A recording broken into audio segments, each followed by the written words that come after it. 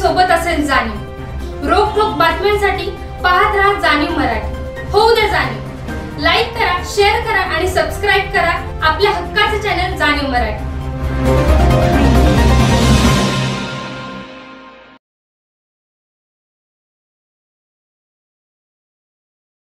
आज बिदाल जिल्हा परिषद गटातील सगळ्या गावातले सगळे प्रमुख कार्यकर्ते मोठ्या संख्येने उपस्थित होते। मी या सगळ्यांचा हृदयापासून आभार व्यक्त करतो। आपल्याला या सगळ्या बिदाल गटातील सगळ्या कार्यकर्त्यांच्या बिदाल गटातील आज सगळे कार्यकर्ते मोठ्या संख्येने उपस्थित होते। या सगळ्या कार्यकर्त्यांच्या आशीर्वादाच्या जोरावरती मला माहिती आहे येणारे इलेक्शन हे मी लढणार पण आहे आणि जिंकणार पण आहे। या इलेक्शन प्रक्रियेमध्ये जिंकण्याच्या दृष्टीनं लढण्याच्या दृष्टीनं सगळ्यात मोठा फॅक्टर ठरणार आहे आदरणीय पवार साहेबांच्या पक्षाचं चिन्ह जे तुतारी चिन्ह आहे। आणि या संदर्भामध्ये मी पक्षाचा अधिकृत फॉर्म भरलाय।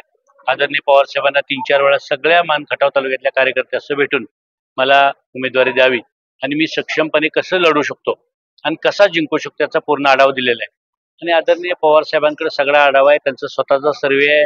या मतदारसंघाची खडानखडा त्यांना माहिती आहे आणि त्यांच्या मनामध्ये या मतदारसंघामध्ये परिवर्तन व्हावी भावना आहे।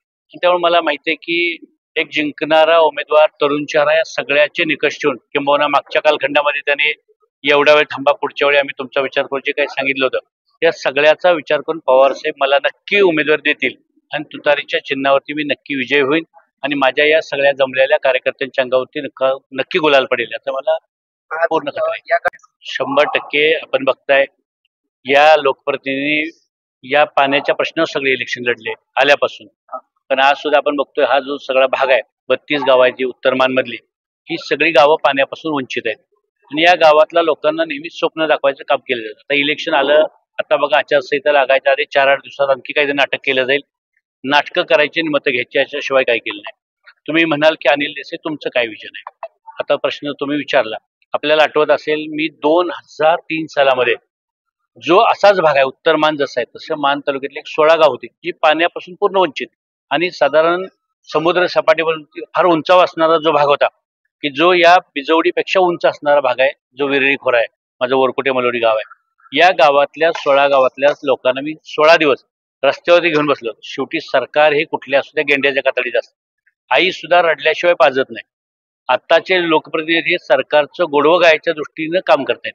ते फक्त सरकार कसं चांगलं आहे, पंतप्रधान काय करणार आहेत, पंतप्रधान येणार आहेत, आणखी कोण येणार आहे एवढं लोकांना दिशाभूल करतायत आणि पाण्याचं फक्त बोगस भूमिपूजन करायचं, पूजन करायचं ही भूमिका त्यांची आहे। अनिल देसाईला माहिती आहे की या भागाला पाणी आल्याशिवाय या भागातल्या लोकांचं कल्याण होऊ शकत नाही आणि मी स्वतः सिव्हिल इंजिनियर आहे। पाणी उचलून वर टाकलं पाहिजे। जे वरच्या भागामध्ये आता जे पाणी आलंय हे पाणी उचलून वरच्या भागामध्ये टाकून वारुगडापासून वरच्या भागातनं ग्रॅव्हिटीनं पाणी जर दिलं तरची लोक खुश होणार। जी पहिली योजना होती की जाधववाडीच्या तळ्यात पाणी सोडायचं तिथनं पुढे ग्रॅव्हिटीने हे पाणी पूर्ण कारकेलपर्यंत परिसरात न्यायचं, ती पाण्याची योजना करण्यासाठी अनिल देसाई कटिबद्ध राहील। त्यासाठी जे जे करायला पाहिजे ते प्रामाणिकपणे प्रयत्न करेल। खोटं आश्वासन दाखवणार नाही, खोटं चित्र आभासी चित्र लोकांसमोर उभा करणार नाही। आत्ताचं जे काही चित्र आहे हे सगळं आभासी चित्र आहे, यातलं वास्तव काय नाही। हे मतदानासाठी लाडकी बहिणीसारखाही मतदारसंघातला 32 गावातला लाडका भाऊ, पाण्याचा लाडका भाऊ यासाठी काही जे आश्वासन द्यायचे ते चालू आहे, खरं यातलं काही नाही।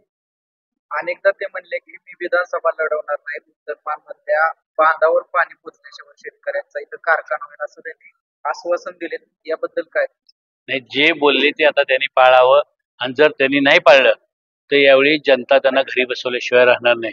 यावेळी परिवर्तनाची फार मोठी लाट आहे। आपण बघताय या खटाव विधानसभा मतदारसंघात गावागावात त्यांच्याबद्दल अत्यंत निगेटिव्ह लाट आहे। लोकांच्या मनामध्ये फार रोष आहे। तुम्ही पण युट्यूबर चॅनलवाले जे आहेत ते वेगवेगळ्या बाईट घेत आहेत, तुम्ही बघितलं असेल पहिल्यांदा 15 वर्षामध्ये महिला त्वेषाने बोलतायत, महिला सांगतायत की आमच्या नवऱ्यांचं वाटोळं झालं। एखादी महिला भगिनी बोलते माझं स्वतःचं काही मला उद्योगधंदा नाही, एखादी भगिनी बोलते माझ्या तरुणाचं माझ्या मुलाचं वाटोळं केलं, की एखादा बांधव बोलतोय की माझ्या मेलेल्या भावाच्या नाव पैसे काढले। इतकी वाईट, सतुबाचा पुजारी सुद्धा वाईट पद्धतीने बोलतोय। एक लक्षात ठेवा, या सतुबाला मला आठवते आम्ही काँग्रेसमध्ये होतो, मी कुकडवाड गट लढला आणि त्याने आंधळी गट लढला। त्यावेळी आम्ही पृथ्वीराज चव्हाण साहेब आले होते मलवडीत सभेत आणि त्यावेळी त्यांनी शपथ घेतलं होतं की बाबा जर सतुबाला रस्ता नाही झाला तर मी आयुष्यात कुठलं इलेक्शन लढणार नाही, हे आमच्या समोर सांगितलं। आम्ही सगळे एकत्र काँग्रेस होतो आज आता त्या सतोबाचा पुजारी सतोबाच्या रूपाने बोललाय. ज्यांनी सतोबाला फसवले त्याला आता सतोबा माफ करणार नाही. सतोबा नक्की त्यांना त्यांची जागा दाखवेल आणि यावेळी परिवर्तन अटळ आहे. काही जर झालं तर परिवर्तन अटळ आहे. या परिवर्तनाच्या अटळ परिवर्तनाचा फायदा नक्की जनता आम्हा सगळ्यांना करून देईल. आता सुद्धा तुम्ही माझ्या नंतर इथं बाईट घ्या. 56 लाभार्थी इथं मला भेटले तरी मला 86 लाभार्थी, सॉरी माझा आकडा चुकला, 86 लाभार्थी असे आहेत की त्यांचे संसार उभा करायचं काम नाही. नुसतं अण्णासाहेब पाटील नाही, जे मागासवर्गीय वसंतराव नाईक भटके विमुक्त महामंडळ आहे त्याच्या समजा वसंतराव नाईक मधनं एटी समाज, धनगर समाज आहे, वंजारी समाज, त्यांना फायदा मिळतो. जे ओबीसी महामंडळ आहे त्यातले ओबीसी महामंडळाचे आहेत. जे इतर समाजातले मागासवर्गीय त्यांना लोकशाहीर अण्णाभाऊसाठी महामंडळ आहे. या सगळ्या महामंडळाच्या योजना जिल्हा बँकेत आम्ही राबवतो आणि हजारो तरुणांच्या हाताला काम आणि डोक्याला चांगला विचार द्यायचं मी काम करतोय आणि मी हे प्रामाणिकपणे आयुष्याच्या शेवटपर्यंत करत राहतो. 100% गोरगरीब जनता यावेळी माझ्या बरोबर आहे. मला खात्री आहे यावेळी मानखटाव तालुक्यातल्या 95% गावांमध्ये मी जाऊन आलोय आणि गरीब माणसाच्या चेहऱ्यावर मला विश्वास असतो. गरीब माणूस मला सांगतो की अनिल देसाई तुम्ही उभं राहिलं पाहिजे आणि मला यावेळी गरीब माणूसच जिंकवणार आहे. गोर गरीब माणसांच्या विश्वासावरती, त्यांच्या चेहऱ्यातल्या आशावादावरती मी इलेक्शन लढतोय आणि जिंकणार पण आहे. आणि मला पूर्ण खात्री आहे या सर्वसामान्य माणसांच्या जोरावरती या मानखटाव तालुक्यात परिवर्तन होईल आणि मी आमदार झालो.